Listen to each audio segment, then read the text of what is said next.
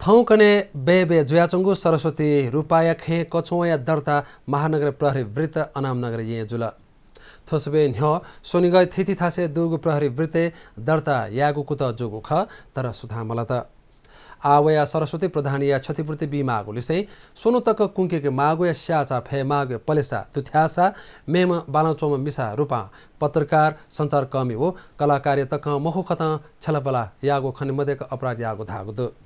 प्रहरी वृत्ते दर्ता नम्बर 147 हो 148 ल्याख दर्ता जोगु दुसा अपराधी रुपाई त प्रतिनिधि अधिकार हाचा गागु खुला कुनेगु लिसै छगु लख बौपे के मागु सन थोगुदु थोजिमस कया हयागु लु नागरिक अभियन्ता व वकिल स निभयचना सारै अन्याय भराएको के हामी चार दिन त हामीलाई अन्याय भयो प्रशासनबाट पनि हामीलाई अन्याय भयो जुन रूपा सुनालले पनि हामीलाई नीतिगत हिसाबले उनले मिसनरीको त्योबाट मिसन हिसाबले आएर हामीलाई फसायो त्यो पनि हामीलाई अन्याय भयो हैन हाम्रो केही एउटा निर्दोष एउटा 60 वर्षको राष्ट्रिय व्यक्तित्व पनि हुनुहुन्छ उहाँ खेलाडी पनि हुनुहुन्छ उहाँलाई चार दिन हामीलाई अन्याय भयो हामी समुदायलाई नै नानाथरी भनेर हरेक चिज गरेर यहाँ अहिले भएको हामीलाई विभेद अब उहाँलाई विभेद होइन हामीलाई विभेद भएको छ प्रशासनबाट हामीलाई विभेद भएको छ उसले आफ्नै कुरा मात्र राख्ने अनि उसले यतिसम्म कि ऊ आफैले निकालेको भोइस रेकर्डले पनि हाम्रो सरस्वती प्रधान दिदीलाई छुन्नलाई आधार पुग्छ र भने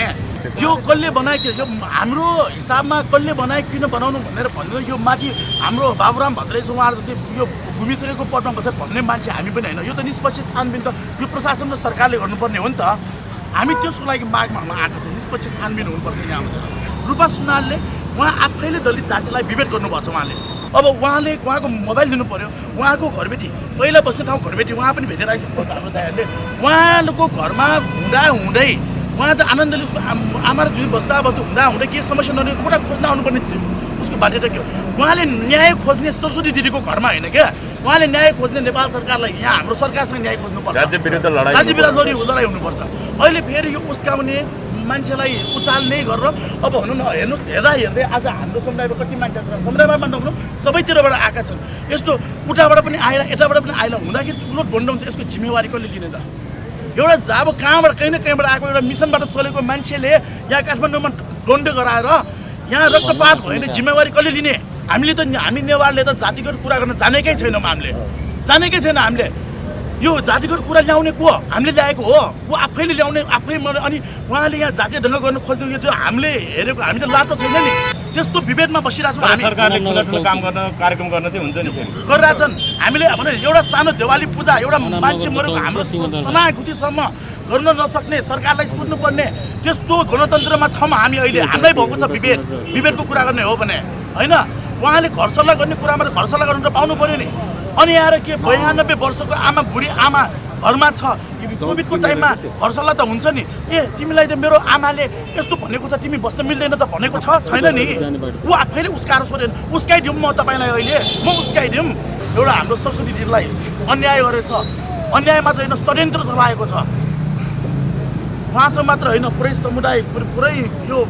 जातीय द्वन्द फैलाउने साम्प्रदायिक द्वन्द फैलाउने यो षड्यन्त्र चलाएको छ अब निष्पक्ष छानबिन उहाँको मोबाइलले निष्पक्ष छानबिन हुनुपर्छ उहाँको कसले चलाएको यो पछाडि को छ कसले यत्रो जातीय द्वन्द गर्न लागेको छ हेर्नुहोस् आज बिस्तारै मान्छे बाटोमा उत्तलो झरेका छन् भोलि झन्झन बन्ने छन् पछि आएर एक आपसमा यो एकजना को न काहीँ न कहाँको एकजनाले गरेर यहाँ ठुलो जातीय द्वन्द होला त्यसको लागि निष्पक्ष सरकारबाट छानबिन होस् हैन त्यसको मोबाइल लिएर सब चिज हेरो किन यस्तो छ हाम्रो दिदीलाई न्याय के माग राख्नु भएको छ आज 4 दिन छुने छ हैन हाम्रो दिदीलाई अब हाम्रो माग भनेको उहाँलाई 4 दिन छुनेर आधार नपुगेर होइन छोडिसकेको मेरो दिदी हाम्रो सरस्वती दिदी छोरी जस्तै उहाँलाई उहाँको मोबाइल पनि लिएर उहाँलाई पनि यहाँ छुनेर यहाँ राखेर उहाँलाई पनि पक्राउ गरेर उहाँसँग पनि निष्पक्ष छानबिन हुनु पर्यो यहाँ उहाँलाई अनुमति नलिकन रेकर्ड गर्ने कार्य र त्यो रेकर्ड गरिएको कार्यलाई हामी ध्वनि अङ्कन गरेको भनेर भन्छौँ त्यो ध्वनि अङ्कन गरेको कार्य चाहिँ रिप्रोडक्सन गरेको मानेर त्यसको चाहिँ सार्वजनिक रूपमा उहाँले उपलब्ध गराइदिनु भएको कुरा र सार्वजनिक रूपमा चाहिँ यो प्रसारण भएको कुरामा चाहिँ यो प्रकृति अधिकार उल्लङ्घन भएको विषयलाई कानुन बमोजिम 6 महिनासम्म कैद र 1 लाख रुपियाँसम्म जरिवाना गरिपाउँ भन्ने बेहोराको चाहिँ एउटा प्रतिलिपि अधिकार उल्लङ्घनको जाहेरी दरखास्त छ। उहाँ चाहिँ एउटा सञ्चारकर्मी पनि हुनुहुन्छ, उहाँ चाहिँ एउटा सेलिब्रिटी पनि, उहाँ गायक कलाकार पनि हुनुहुन्छ। उहाँले चाहिँ त्यो कलाकारिताको मर्म भावना र जुन उहाँको समाजप्रतिको दायित्व छ त्यो र अनि पत्रकार भएर उहाँको चाहिँ जुन समाजप्रतिको दायित्व छ त्यो दायित्वलाई चाहिँ उहाँले भुलेर कानुनले व्याख्या नगरिएको, कानुनले व्यवस्था नगरिएको विषयवस्तुलाई चाहिँ उहाँले अफवाह फैलाएर झुट्टा मुद्दा संरचना क्रिएट गरेर जातीय छुवाछुटको विषय नै नभएको विषयलाई चाहिँ अतिरञ्जित गरेर समाजमा चाहिँ कस्तो अफवाह फैलाएको अवस्था छ भन्दाखेरि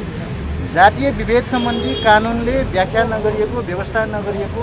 अधिकारको रूपमा परिभाषित नगरेको विषयलाई उहाँले यस्तो किसिमले अफवाह फैलाइदिनु भयो कि उहाँले मिडिया प्रयोग गरेर, उहाँले आफ्नो जुन रिसोर्स प्रयोग गरेर त्यो अफवाह फैलाएर चाहिँ अहिले जुन समाजमा एक किसिमको नराम्रो माहौल फैलिएको अवस्था छ, समाज विभक्त हुन खोजेको अवस्था छ। यो परिस्थिति चाहिँ नै उहाँको कारणले गर्दाखेरि, उहाँको झुटा क्रियाकलापको कारणले गर्दाखेरि भएको हुँदाखेरि यो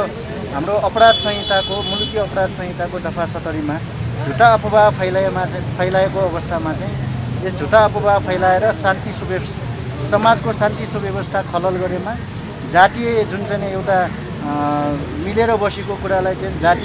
जातीय दङ्गा उठाउने अथवा चाहिँ जातीय मेलमिलाप जुन माहौल छ त्यसलाई बिगार्ने, खलल पार्ने अवस्था कार्य गरेमा चाहिँ त्यहाँ चाहिँ 2 वर्षसम्मको कैद र 20,000 रुपियाँसम्म जरिवानाको व्यवस्था छ। हामीले चाहिँ त्यही बमोजिम उहाँलाई चाहिँ कानुन बमोजिम अनुसन्धान गरेर कारबाही गरिपाउँ भनेर हामीले अर्को झुटा अफवाह फैलाएको भनेर चाहिँ अर्को जाहेरी मुद्दा, 2टा जाहेरी मुद्दा हामीले जाहेरी लिएर आएका थियौँ। त्यो जाहेरी हामीले आज धेरै दिनपछि 8-10 दिनपछिको हाम्रो चाहिँ प्रयास मेहनतले हाम्रो सबै मेहनतले चाहिँ आज यहाँ प्रहरी वृत्तमा दर्ता हुन सफल। जाहेरी दरखास्त वा सूचनाको भरपाई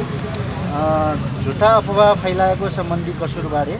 तपाईँको मिति 2078 असार 21 गतिको दरखास्त वा सूचना प्राप्त भई यस प्रहरी कार्यालयको दर्ता किताबमा मिति 2078 असार 27मा